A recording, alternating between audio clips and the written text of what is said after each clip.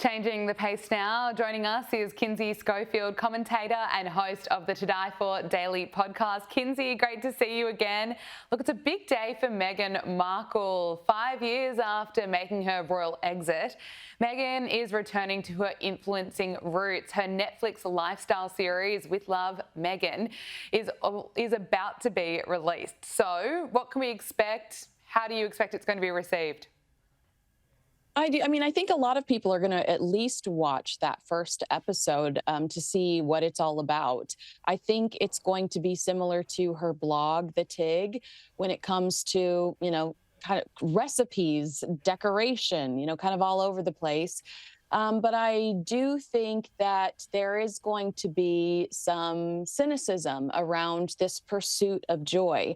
After almost 5 years now of real vengeance and bitterness towards the British royal family, it's hard to accept this happy-go-lucky, no issues like a agenda that she's trying to push today. Well, it seems we're going to learn a lot from this series. It's been revealed that Meghan has revealed one of her favourite tips for elevating an ordinary dinner, and that is to order Chinese takeaway and put it on a plate. Wow. In an interview with People magazine in the US, Meghan says that she will encourage viewers to strive for balance, not perfection, and even when she gets takeout, she will try to plate it beautifully. I mean, all the money that's being thrown at this influencing image of hers. Now we're learning to put your Chinese takeout on a plate. Is this for real? These are the kinds of tips and tricks that I would personally message you with on WhatsApp because they are just so important that I have to share. Yeah, I don't know what publicist was like, that quote's a go. It's interesting because it feels like, and in the show too, she's going out of her way to not be controversial, to not say anything that could be, could turn into clickbait or a headline. So she borders on boredom, but then there's also elements of her where she's trying to explain things away. In this People magazine article, she explains that the reason she likes the title Sussex is because it's a part of her love story. That's just her trying to justify why she wants us to refer to her as a duchess today. Absolutely. Look, I don't think I'll be watching it, but I'll bring you on to tell us all about it once it is released. It was Hollywood's Night of Nights last night, and I think before we get into all the Oscars chat, we have to look back at one of the best Hollywood awards speeches possibly ever given by Ricky Gervais at the Golden Globes in 2020, where he delivered this savage message to celebrities. If you do win an award tonight, don't use it as a platform to make a political speech, right? You're in no position to lecture the public about anything. You know nothing about the real world. Most of you spent less time in school than Greta Thunberg. So, if you win, right, come up, accept your little award, thank your agent and your God, and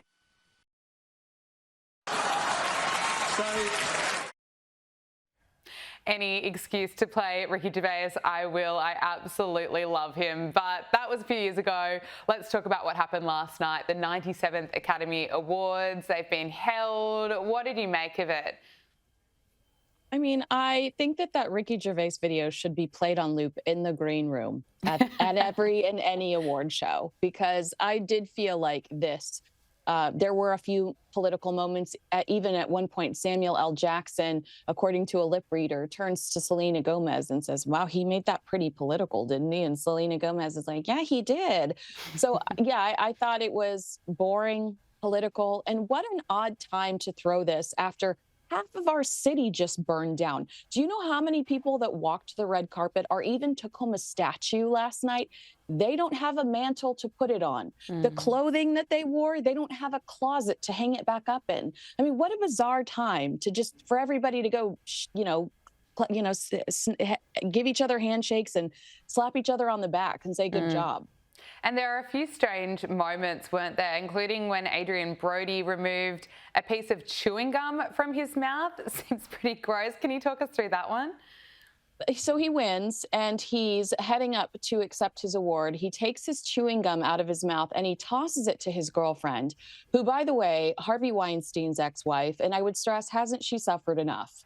This is supposed to be like Hollywood elite and, one of the most glamorous nights in the world, and there goes the chewing gum across the room. Yeah. It just was not appropriate.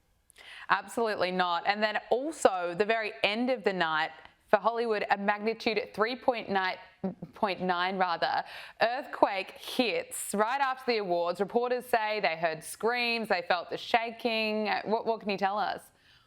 I can tell you that I wonder if this is God's way of punishing us. I'm just kidding. No, it was a bizarre thing to happen when you have so many high profile people in the same space, right?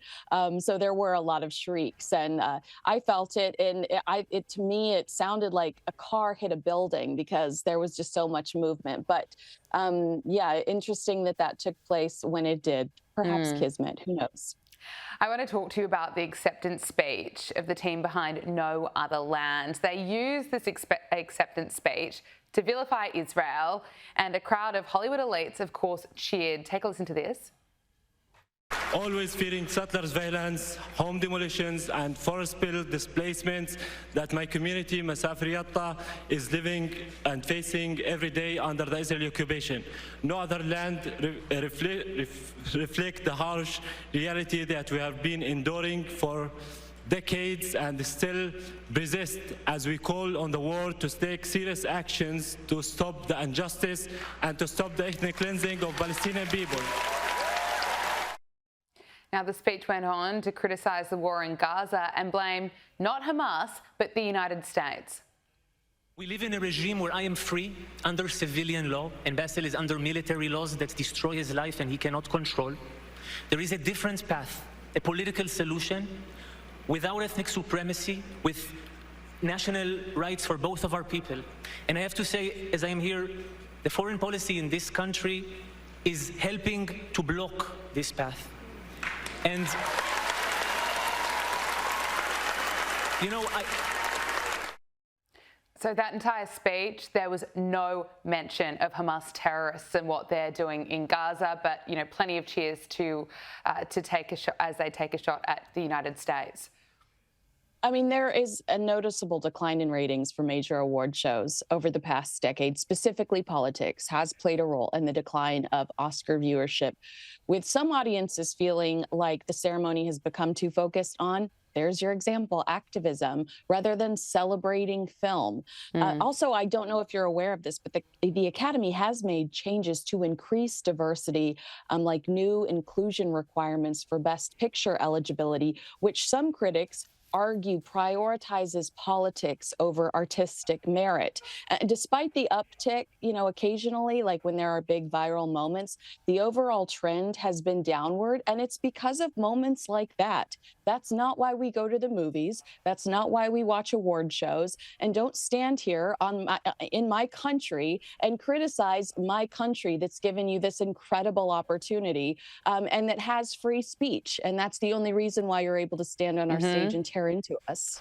Well said. On a lighter note, the Kardashians, well, their names have been brought up again. There's speculation that Kylie Jenner served as Timothée Chalamet's bad luck charm. Social media users are putting his Oscars loss down to the infamous Kardashian curse. Can you explain this one to us?